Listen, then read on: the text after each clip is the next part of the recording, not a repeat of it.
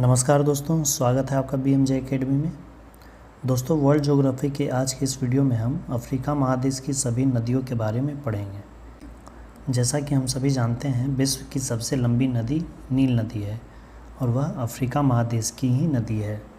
इसके साथ ही मकर रेखा और विषुवत रेखा को 2 बार काटने वाली नदियाँ भी अफ्रीका महादेश में ही हैं। तो आइए दोस्तों, उन सभी नदियों के बारे में हम पढ़ते हैं जो कि परीक्षाओं के लिए भी काफ़ी महत्वपूर्ण है। तो आइए दोस्तों, शुरू करते हैं। अफ्रीका महादेश की नदियाँ। सबसे पहला नील नदी।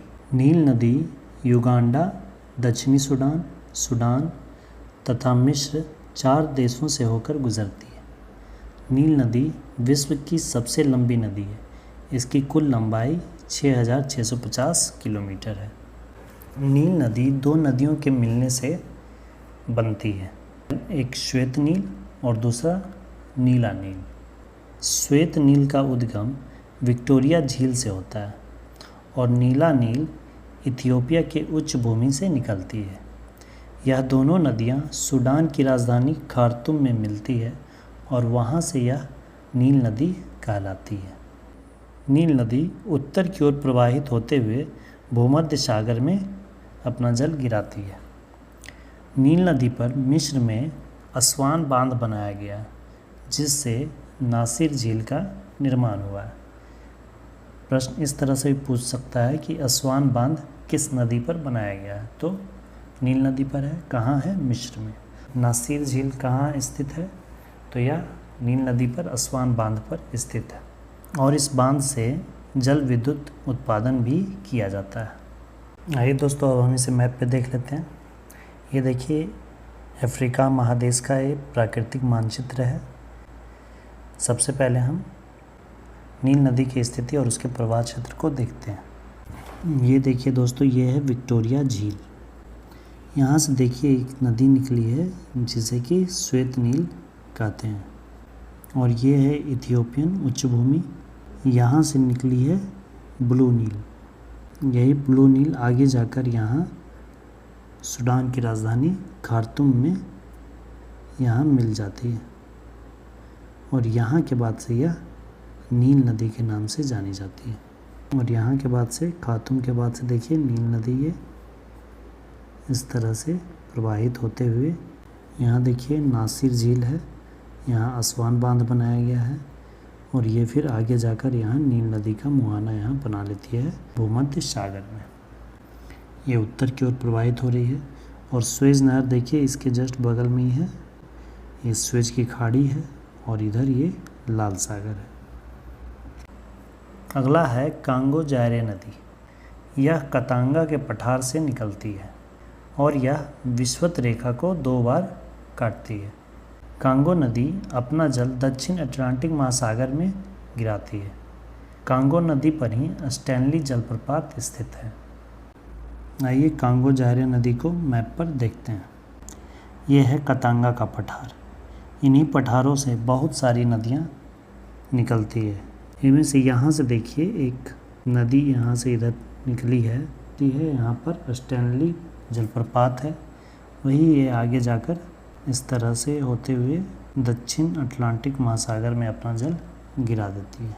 ये देखिए, ये 0 डिग्री अक्षांश रेखा है, विषुवत रेखा। कांगो जायरे नदी इस तरह से पहले एक बार काटी और फिर इस तरह से टर्न करके ये दूसरी बार विषुवत रेखा से इस तरह से ये 2 बार होकर गुजरती है। तो ये हमने देखा कांगो जायरे नदी कतांगा के पठार मितुम्बा पर्वत से निकलती है और इस तरह से विषुवत रेखा उत्तर की ओर जाती है और फिर दक्षिण की ओर मुड़कर या फिर से विषुवत रेखा को काटते हुए दक्षिण अटलांटिक महासागर में अपना मुहाना बनाती है। नाइजर नदी। नाइजर नदी माली, नाइजर और नाइजीरिया होते हुए गिनी की खाड़ी में अपना मुहाना बनाती है। नाइजर नदी की घाटी में पेट्रोलियम का संचित भंडार है, इसलिए इस नदी को तेल नदी भी कहा जाता है। नाइजर नदी पर कैंजी बांध बनाया गया, जिससे जल विद्युत उत्पादन भी किया जाता है। नाइजर नदी देखिए इस उच्च भूमि से निकलती है। 2-3 छोटी छोटी नदियाँ मिलकर नाइजर नदी बनाती है और इस तरह से ये प्रवाहित होते हुए फिर दक्षिण की ओर मुड़ती है और फिर यहाँ कैंजी जलाशय एक बनाती है और फिर इस तरह से आकर यहाँ गिनी की खाड़ी में अपना जल गिराती है। अगला है लिम्पोपो नदी। लिम्पोपो नदी दक्षिण अफ्रीका के उच्च वेल्ड से निकलती है। यह दक्षिण अफ्रीका और बोत्सवाना के साथ और फिर दक्षिण अफ्रीका और जिम्बाब्वे के साथ सीमा बनाते हुए मोजाम्बिक में जाती है और डेलागोआ की खाड़ी में अपना जल गिराती है। लिम्पोपो नदी वह नदी है जो मकर रेखा को 2 बार काटती है। आइए इसे हम मैप पर देखते हैं। अगला देखते हैं लिम्पोपो नदी। ये देखिए दक्षिण अफ्रीका है, राजधानी इसकी प्रिटोरिया। ये जो दक्षिण अफ्रीका का जो उच्च बेल्ट है यहाँ देख रहे हैं, यहीं से लिम्पोपो नदी का उद्गम होता है और इस तरह से ये प्रवाहित होते हुए यहाँ डेलागोआ की खाड़ी में अपना मुहाना बनाती है। लिम्पोपो नदी मकर रेखा को, ये देखिए 23.5 डिग्री दक्षिणी अक्षांश रेखा जो है, इस मकर रेखा से लिम्पोपो नदी 2 बार होकर गुजरती है। इसे ध्यान में रखिएगा, लिम्पोपो नदी मकर रेखा को 2 बार काटती है और कांगो जायरे नदी विषुवत रेखा को 2 बार काटती है। अगला है जाम्बेजी नदी। जाम्बेजी नदी भी कटंगा के पठार से निकलती है और जाम्बिया में प्रवेश करती है और फिर जाम्बिया और जिम्बाब्वे के साथ सीमा बनाते हुए मोजाम्बिक में प्रवेश करती है और मोजाम्बिक चैनल में अपना मुहाना बनाती है। जाम्बेजी नदी पर विक्टोरिया जलप्रपात है। जाम्बेजी नदी पर ही करीबा बांध बनाया गया है जिससे जल विद्युत उत्पादन किया जाता है। यह प्रश्न BPSSC द्वारा पूछा गया है कि करीबा बांध किस नदी पर बनाया गया, तो यह जाम्बेजी नदी पर बनाया गया और इसी पर विक्टोरिया जलप्रपात है। ये विक्टोरिया जलप्रपात है, वाटरफॉल। एक विक्टोरिया झील भी यहीं है जहाँ से श्वेत नील निकलती है। अगला है जाम्बेजी नदी। जाम्बेजी नदी भी कटंगा के पठार से निकलती है। बहुत सी छोटी छोटी नदियाँ मिलकर जाम्बेजी नदी बनाती है और इसमें यहाँ पर देखिए विक्टोरिया जलप्रपात है और इसी में आगे जाकर यहाँ करीबा बांध बनाया गया है जिससे कि करीबा झील का निर्माण हुआ है और यही आगे जाकर फिर मोजाम्बिक होते हुए मोजाम्बिक चैनल में अपना मुहाना बनाती है।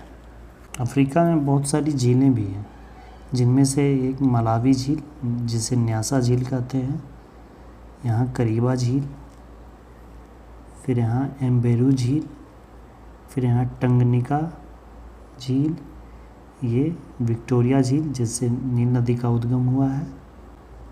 इसके साथ ही तुर्काना झील, यहाँ नासिर झील और यहाँ वोल्टा झील, छोटे छोटे इस तरह से बहुत सारे झील यहाँ अफ्रीका महादेश में हैं। ये थे दोस्तों अफ्रीका महादेश की सभी महत्वपूर्ण नदियाँ।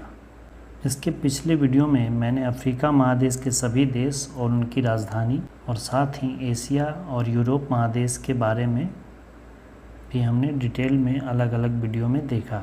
अगर आपने उन वीडियोस को नहीं देखा है तो अवश्य देखें। चैनल के प्लेलिस्ट में जाएं, वहाँ आपको सारे वीडियोस सीरियल तरीके से मिल जाएंगे। धन्यवाद दोस्तों, जय हिंद।